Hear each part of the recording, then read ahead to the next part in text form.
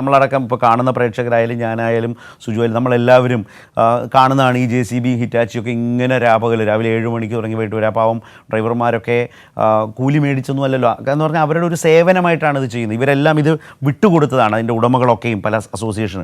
പക്ഷേ ഈ ഡ്രൈവർമാർ അവർക്ക് പരിചിതമല്ലാത്തതാണ്, മൃതദേഹങ്ങളാണ് കോരിയെടുക്കുന്നത്. ബക്കറ്റ് എന്ന് പറഞ്ഞത് ആ നിലയിൽ കോരിയെടുക്കുന്നതാണ് JCBയുടെ ബക്കറ്റിലേക്ക്. അപ്പോൾ ഇത് അവർക്കുണ്ടാക്കുന്ന ഒരു വലിയ മാനസിക ആഘാതം, അതടക്കം കണ്ടുകൊണ്ട് അവർക്ക് പ്രത്യേകം കൗൺസിലിംഗ് കൊടുക്കുക, അതിന് ഡോക്ടർമാരെ എത്തിച്ചു കൊടുക്കുക. എത്ര സമഗ്രമായിട്ടാണ് നമ്മുടെ മനുഷ്യർ ഒരു വലിയ ദുരന്തത്തിൽ നിന്ന് ഓരോ മേഖല ക്ലിയർ ചെയ്യാൻ ശ്രമിച്ചുകൊണ്ടിരിക്കുന്നത്. അതാണ് ഞാൻ പറഞ്ഞത്, ഏറ്റവും അർത്ഥവത്തായ നിലയിൽ നമ്മൾ ചില ശബ്ദങ്ങൾ കേൾക്കുകയാണ്, ചില കാര്യങ്ങൾ അറിയുകയാണ്.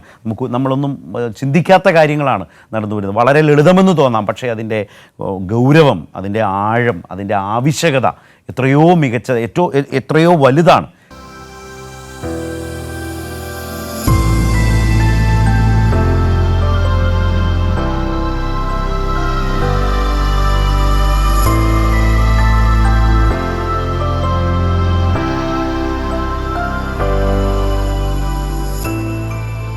ഒരു അടുത്ത ബക്കറ്റിൽ എന്താണ് കിട്ടുന്നതെന്ന് അവർക്കറിയില്ല.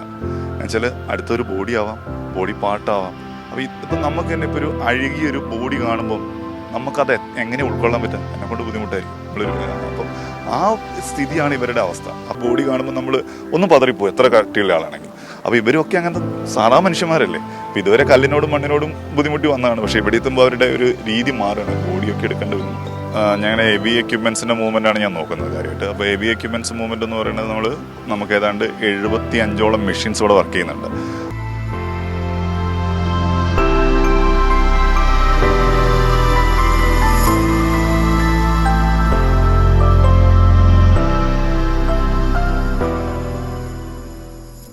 അപ്പോൾ അവരെ കാര്യങ്ങൾ നമ്മൾ നോക്കിയല്ലേ പറ്റത്തുള്ളൂ. അപ്പോൾ ഇതിൻ്റെ ഓപ്പറേറ്റേഴ്സ് എന്ന് പറഞ്ഞാൽ രാവിലെ 7 മണിക്ക് അവർ സ്റ്റാർട്ട് ചെയ്യുന്നുണ്ട്. വൈകിട്ട് നമ്മൾ കാണുന്നല്ലേ 6 മണിയാകുമ്പോഴാണ് അവർ നിർത്തിപ്പോരുന്നത്. അവിടുന്ന് നമ്മളൊരു ബോഡി എടുക്കുമ്പോൾ അതിനുള്ള മാനസികാവസ്ഥ ഇവർക്ക് രാത്രി ഉറക്കം കിട്ടുന്നുണ്ടോ നമ്മൾ ചോദിക്കേണ്ട കാര്യമാണ്. അച്ഛൻ നിങ്ങളൊന്ന് ആലോചിക്കുക, നിങ്ങൾ തന്നെ ഒരു ബോഡി, ഇപ്പോൾ പത്രപ്രവർത്തകരാണ്, നിങ്ങൾ കാണുമ്പോൾ തന്നെ ഒരു ബോഡി കാണുമ്പോൾ നമ്മൾ ഒന്ന് പതറിപ്പോയി, എത്ര കട്ടിയുള്ള ആളാണെങ്കിൽ. അപ്പോൾ ഇവരൊക്കെ അങ്ങനത്തെ സാധാ മനുഷ്യന്മാരല്ലേ. അപ്പോൾ ഇതുവരെ കല്ലിനോടും മണ്ണിനോടും ബുദ്ധിമുട്ടി വന്നതാണ്. പക്ഷേ ഇവിടെ എത്തുമ്പോൾ അവരുടെ ഒരു രീതി മാറുന്നു, ബോഡിയൊക്കെ എടുക്കേണ്ടി വരുന്നു.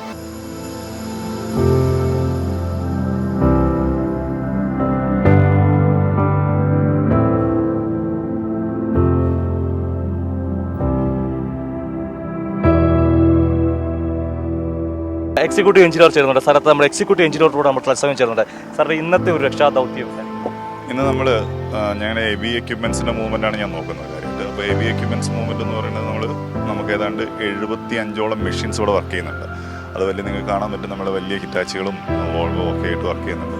അപ്പോൾ നമ്മളതിനെ ഓരോരോ സ്ഥലത്ത് മുഴുവൻ കംപ്ലീറ്റ് ചെയ്ത് പോരും. രക്ഷാപ്രവർത്തനം നമ്മൾ റെസ്ക്യൂ കംപ്ലീറ്റ് ചെയ്ത് പോരുകയാണ് ചെയ്യുന്നത്. അപ്പോൾ ഇന്നിപ്പോൾ പുഞ്ചിരിവട്ടം അങ്ങനെയുള്ള സ്ഥലങ്ങൾ കഴിഞ്ഞു. നമ്മൾ മെയിനായിട്ട് കോൺസെൻട്രേറ്റ് ചെയ്യുന്നത് സ്കൂളിൻ്റെ പുറകുവശമാണ്.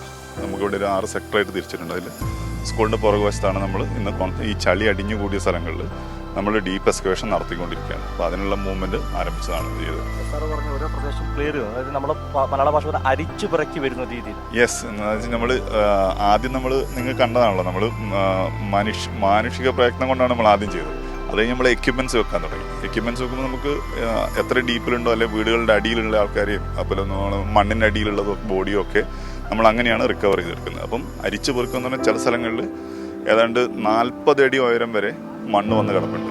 അപ്പോൾ അത് മുഴുവൻ നമ്മൾ മാറ്റി അതിനുള്ളിൽ എന്തെങ്കിലും ഉണ്ടോ എന്ന് സൂക്ഷ്മമായി പരിശോധിച്ചിട്ടാണ് നമ്മൾ ഓരോ സ്ഥലം ക്ലിയർ ചെയ്തു എന്ന് പറയുന്നത്. ദശരഥ വളരെ പ്രധാനപ്പെട്ട മറ്റൊരു കാര്യമുണ്ട്. ഇദ്ദേഹത്തിൻ്റെ ദൃശ്യങ്ങൾ നമ്മൾ തന്നെ കൊടുത്തിട്ടുണ്ട്. കാരണം ഈ ഹിറ്റാച്ചിയുടെ ഡ്രൈവേഴ്സ് ഉണ്ട്, അത് മലയാളികളുമുണ്ട്, മലയാളികളല്ലാത്തവരുമുണ്ട്. അവർക്ക് വലിയൊരു പ്രശ്നം അനുഭവപ്പെടാൻ സാധ്യതയുണ്ടായിരുന്നു. അതായത് മാനസികമായ ബുദ്ധിമുട്ട്. അവർ ശരീരഭാഗങ്ങൾ, മൃതദേഹങ്ങളൊക്കെ അവരുടെ ആ JCB ബക്കറ്റ് ഉപയോഗിച്ചെടുക്കുമ്പോൾ അത് കാണുമ്പോൾ അവിടെ അവർക്കൊരു കൗൺസിലിംഗ് കൊടുത്തിരുന്നു. സാറിൻ്റെ വാക്കുകൾ ഞാനത് അവിടെ കാണുമ്പോൾ നമുക്ക് ഷൂട്ട് ചെയ്യാൻ വേണ്ടിയല്ല, നമ്മളവിടെ സാറ് പോലും അറിയാതെ പോയി ഷൂട്ട് ചെയ്തതാണ്. ആ സമയത്ത് സാറ് പറയുന്നുണ്ട്, എപ്പോൾ വിളിച്ചാലും ഞാൻ ഫോൺ എടുക്കും, നിങ്ങൾക്ക് എന്താവശ്യമുണ്ടെങ്കിലും കൂടെയുണ്ട്, നിങ്ങൾ വിളിക്കണമെന്ന്. സാർ അതൊരു സർക്കാരിൻ്റെ വലിയ വാക്കല്ലേ?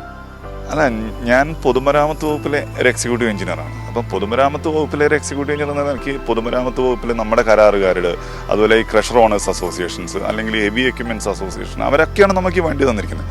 അപ്പോൾ അവരെ കാര്യങ്ങൾ നമ്മൾ നോക്കിയല്ലേ പറ്റത്തുള്ളൂ. അപ്പോൾ ഇതിൻ്റെ ഓപ്പറേറ്റേഴ്സ് എന്ന് പറഞ്ഞാൽ രാവിലെ 7 മണിക്ക് അവർ സ്റ്റാർട്ട് ചെയ്യുന്നുണ്ട്.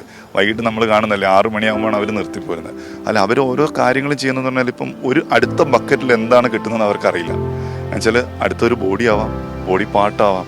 അപ്പോൾ ഇപ്പം നമുക്ക് തന്നെ ഇപ്പോൾ ഒരു അഴുകിയൊരു ബോഡി കാണുമ്പം നമുക്കത് എങ്ങനെ ഉൾക്കൊള്ളാൻ പറ്റുക? എന്നെക്കൊണ്ട് ബുദ്ധിമുട്ടായിരിക്കും. നമ്മളൊരു അപ്പം ആ സ്ഥിതിയാണ് ഇവരുടെ അവസ്ഥ. അപ്പം അവിടുന്ന് നമ്മളൊരു ബോഡി എടുക്കുമ്പോൾ അതിനുള്ള മാനസികാവസ്ഥ, ഇവർക്ക് രാത്രി ഉറക്കം കിട്ടുന്നുണ്ടോ നമ്മൾ ചോദിക്കേണ്ട കാര്യമാണ്. അപ്പോൾ അതുകൊണ്ടാണ് നമ്മൾ അവർക്ക് ഒരു കൗൺസിലിംഗ് മസ്റ്റായിട്ട് കൊടുക്കണം എന്ന് പറഞ്ഞത്. പക്ഷേ നിങ്ങളൊന്ന് ആലോചിച്ച്, നിങ്ങൾ തന്നെ ഒരു ബോഡി, ഇപ്പോൾ പത്രപ്രവർത്തകരാണ്, നിങ്ങൾ കാണുമ്പോൾ തന്നെ ഒരു ബോഡി കാണുമ്പോൾ നമ്മൾ ഒന്ന് പതറിപ്പോയി, എത്ര കട്ടിയുള്ള ആളാണെങ്കിൽ. അപ്പോൾ ഇവരൊക്കെ അങ്ങനത്തെ സാധാ മനുഷ്യന്മാരല്ലേ. അപ്പോൾ ഇതുവരെ കല്ലിനോടും മണ്ണിനോടും ബുദ്ധിമുട്ടി വന്നതാണ്. പക്ഷേ ഇവിടെ എത്തുമ്പോൾ അവരുടെ ഒരു രീതി മാറുകയാണ്, ബോഡിയൊക്കെ എടുക്കേണ്ടി വരുന്നു. അപ്പോൾ അവർക്ക് കൗൺസിലിംഗ് കൊടുത്തേ പറ്റുള്ളൂ. അപ്പോൾ അതായിരുന്നു കഴിഞ്ഞ ദിവസം ഞങ്ങൾ കണ്ടത്. കൊടുത്തു നമ്മുടെ ഡോക്ടേഴ്സിനെ വെച്ചിട്ട് നമ്മൾ കൗൺസിലിംഗ് കൊടുത്തു. ഞാൻ അതിൻ്റെ മുന്നിൽ ജസ്റ്റ് ഒരു ഇൻട്രഡക്ഷൻ പറഞ്ഞാണ്. അവരൊന്നും നമ്മൾ അവരൊപ്പം ഉണ്ട് എന്നുള്ളൊരു ഉറപ്പ് അവർക്ക് കൊടുക്കണമല്ലോ. അതായിരുന്നു കണ്ടത്. മറ്റൊരു കാര്യമുണ്ട്, പലർക്കും അറിയാത്തൊരു കാര്യമാണ്. ഞാൻ കഴിഞ്ഞ ദിവസം ഉദ്യോഗസ്ഥരോട് സംസാരിച്ചപ്പോൾ ഈ IG സേതുരാമൻ സാറ് അടങ്ങിയ ഒരു വിപുലമായ സംഘമാണ് ഈ തെരച്ചിലിൻ്റെ ചില ഘട്ടങ്ങൾ തീരുമാനിക്കുന്നത്. അതൊക്കെ മിനിസ്റ്റേഴ്സ് ഉണ്ട്, അവർ അപ്പം വൈകിട്ടുള്ളൊക്കെ മീറ്റിങ്ങുകളൊക്കെ ഉണ്ട്. അതിനെപ്പറ്റി ഞാൻ കുഴപ്പമില്ല. സാറിൻ്റെ പേരുടെ? എൻ്റെ പേര് ബൈജു എന്നാണ്. ഞാൻ KRFBയിലെ എക്സിക്യൂട്ടീവ് എഞ്ചിനീയർ, പൊതുമരാമത്ത് വകുപ്പിലെ എക്സിക്യൂട്ടീവ് എഞ്ചിനീയർ. റിയാസ് മിനിസ്റ്ററിന് പറഞ്ഞതിൻ്റെ അടിസ്ഥാനത്തിലാണ് ഞാൻ 30-ാം തീയതി 11 മണിക്ക് ഇവിടെ എത്തിയാണ്. ഇന്ന് വരെ ഇവിടെ ഉണ്ട് ദിവസവും. എന്തായാലും വളരെ നന്ദി. കാരണം ഞാൻ സാറിൻ്റെ വാക്കുകൾ എന്നെ ശരത്തെ ഒരു വളരെ സ്പർശിച്ചൊരു കാര്യമാണ്.